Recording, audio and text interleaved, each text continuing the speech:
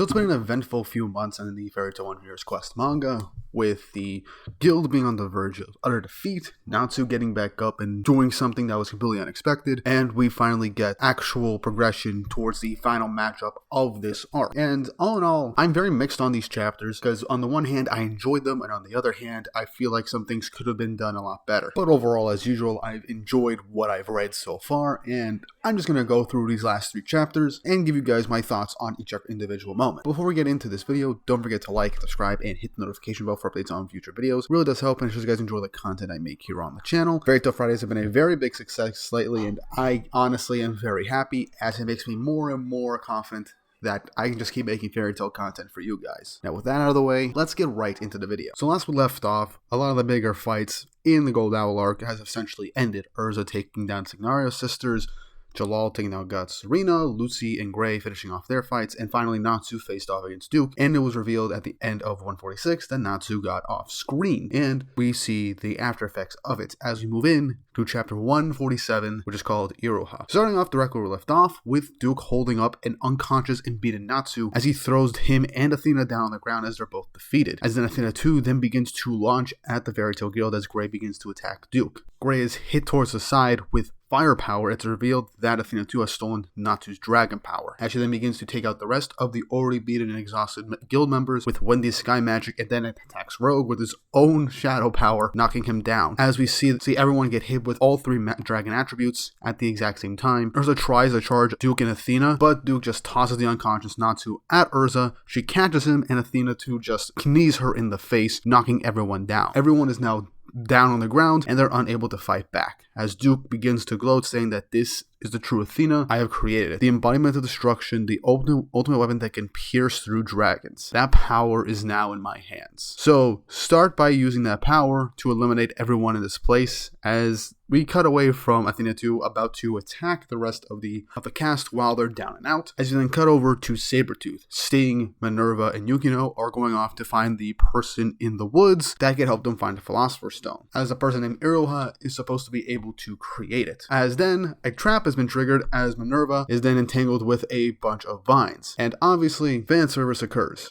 So I ain't showing that panel in fear of being demonetized. So Minerva then ends up using her magic to completely destroy the vines, but the rest of them get entangled by all of these different vines that try and take them out. Yukino summons Pisces and has them transform into their humanoid forms to break through even more of these vines. But Minerva is starting to get really pissed off, saying that she's just going to destroy the entire forest with no real effort, as she doesn't want to take this anymore. But then the vines then stop, and it's revealed that these were vine plants created to guard this area through alchemy. As we meet this person who look exactly like the old man from the previous guild, says that they were trying to protect them from intruders, as everyone thinks that it's Zalama, the alchemy guildmaster, as it's revealed that it's literally a mirror image of what we were seeing from that alchemy guildmaster, as this guy reveals his name to be Iroha, and apparently that Zalama is his son. That is hilarious, because they look exactly identical. But yeah, they begin to talk and ask about the Philosopher's Stone, and Iroha asks why they wanted the Philosopher's Stone, and they explain that they want to give a dragon a physical form from the Gold Owl Guild. Iroha says that it is a secret technique amongst alchemy users, and that it's incredibly hard to create, and it doesn't already exist in the world. As they mentioned, Zalama stating that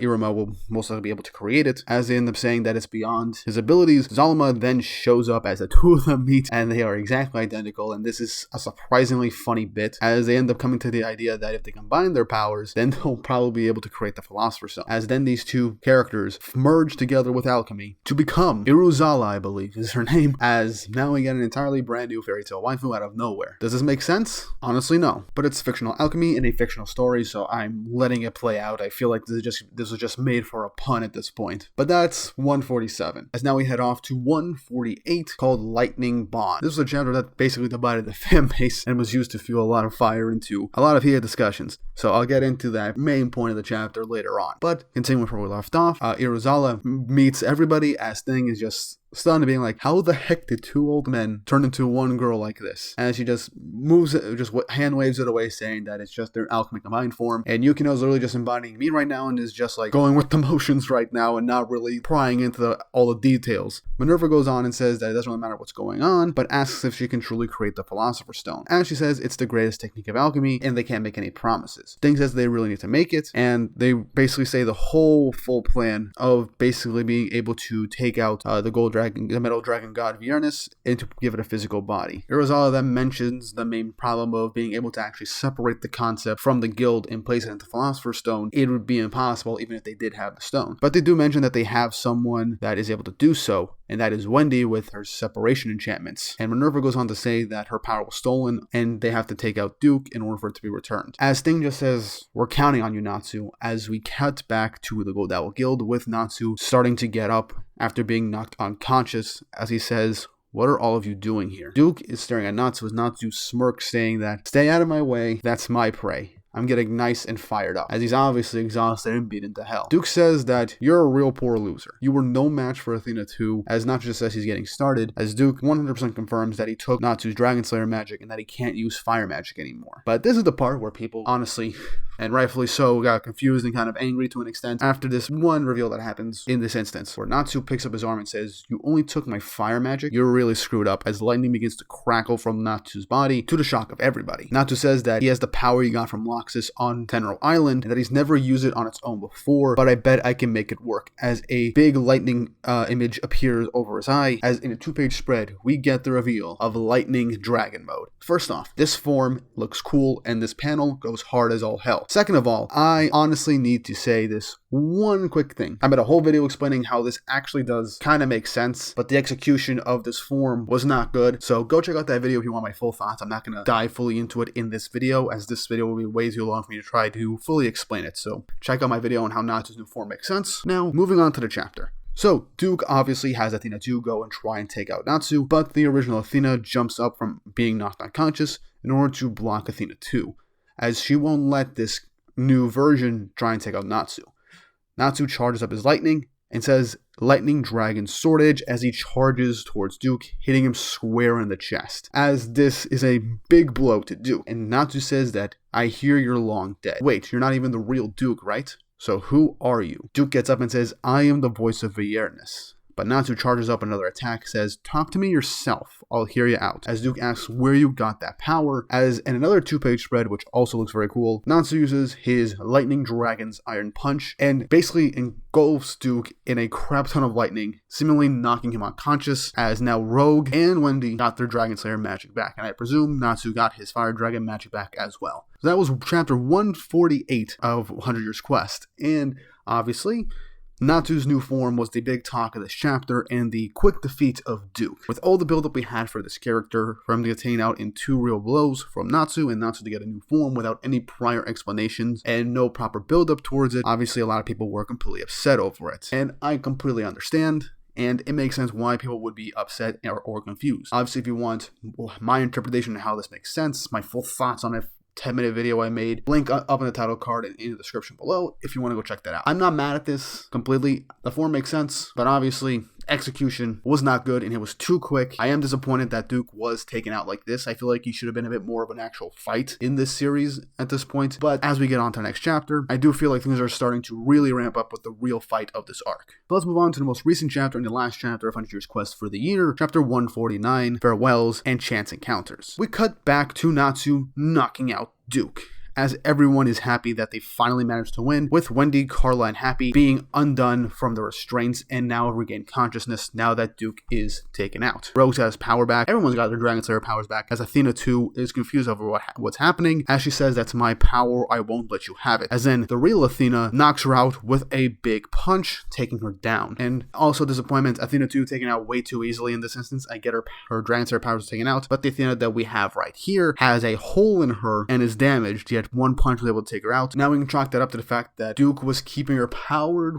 by being conscious, but that doesn't really make too much sense. It's very possible that it was just a sucker punch, and maybe the Athena 2 without the Dragon Slayer magic enforcing her was more of a glass cannon. I don't know, that's just my interpretation. that was a disappointment for me. I did want to see more of a fight between these two different versions of Athena, to see an actual fight, but arc has to move on. Let's continue with this story. So Gray is asking what to do next now that everything seems to be settled, and Lucy says that now they have to extract the concept of Viernes from the guild itself with Wendy's separation enchantment. Jalal mentions that they need a Philosopher's Stone for that, but in that instance, Sabertooth comes in with the Philosopher's Stone that they had made thanks to Iruzala. And now that they actually have it, and even Duke, who managed to regain consciousness, unable to get up, says it's nonsense. It doesn't exist. Any alchemist knows that. But a little bit of light banter with Natsu and Sting as Urza gets Wendy to come up as he now step outside the guild and begin to start the enchantment ritual to take out Viernes' concept and place it into the Philosopher's Stone, giving it physical form again. Lucy and Gray are also kind of concerned after what's going to happen once they give it physical form, as they're going to have to fight one of the 5 dragon gods now. But Urza says that there's not much of a problem. They've got dragon slayers on their side. And the best part is, in comparison to Dagramag, we have 4 dragon slayers. And honestly, I am perfectly fine with this. I like that Sabertooth is getting a chance in this, and I really, really hope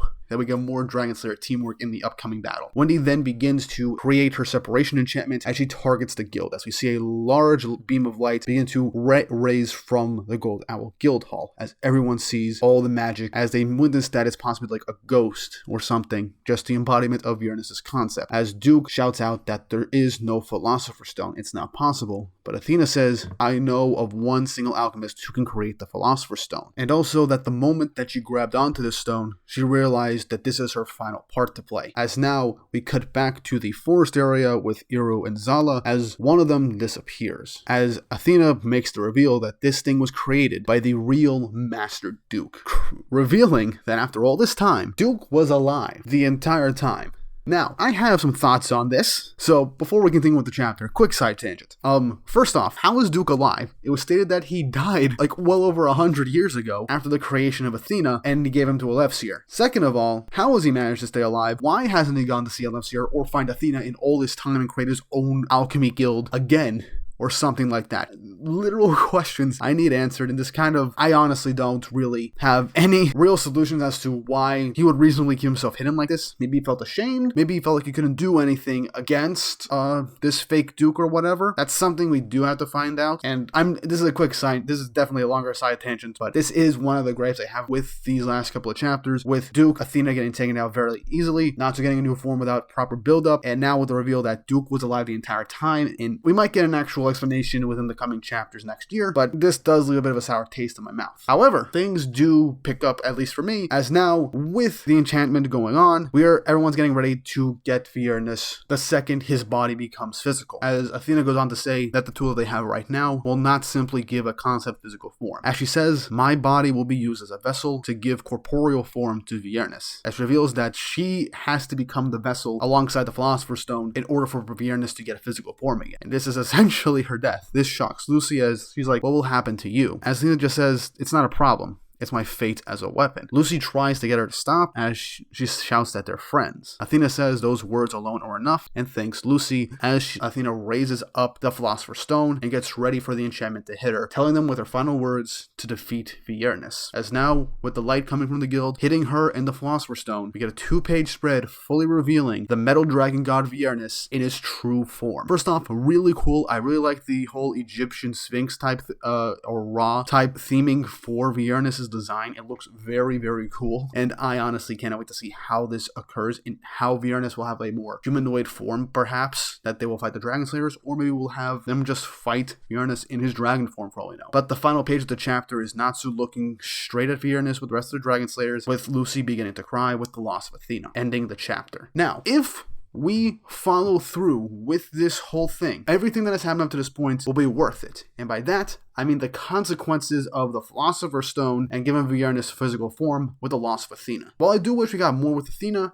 I do think keeping her in the story would have definitely been too much of a positive thing for the main cast, as they have someone with whiteout and someone that is capable of using Dragon Slayer magic and that could help them in the future against Ignia, whatever he's planning. So this adds actual consequences to everything that's happened so far, as they just got a friend. Athena literally fully realized that she has emotions and free will, and she's come to terms that she is kind of alive despite being a weapon. Even Duke basically giving her one final purpose to take out the Gold Dragon God with Philosopher's Stone, and she accepts her fate. Once they defeat Viernes, I do hope that Athena is gone for good, for the sheer fact that her presence in the story would kind of hinder this whole sacrifice, and I feel like it'll make things a bit easier in the future against Ignia with another dragon slaying powerhouse with the ability to literally take people's magic away. Now, I could be wrong, this is just my personal opinion, but I do like some actual consequences for certain things that happen in the story. And things have just been way too smooth lately in this arc after they basically went up against Duke for the second time, so the loss of Athena in this manner would honestly make sense and solidify some consequences and loss for them in the cost of taking out one of the 5 dragon gods. Because let's think about it, this is the second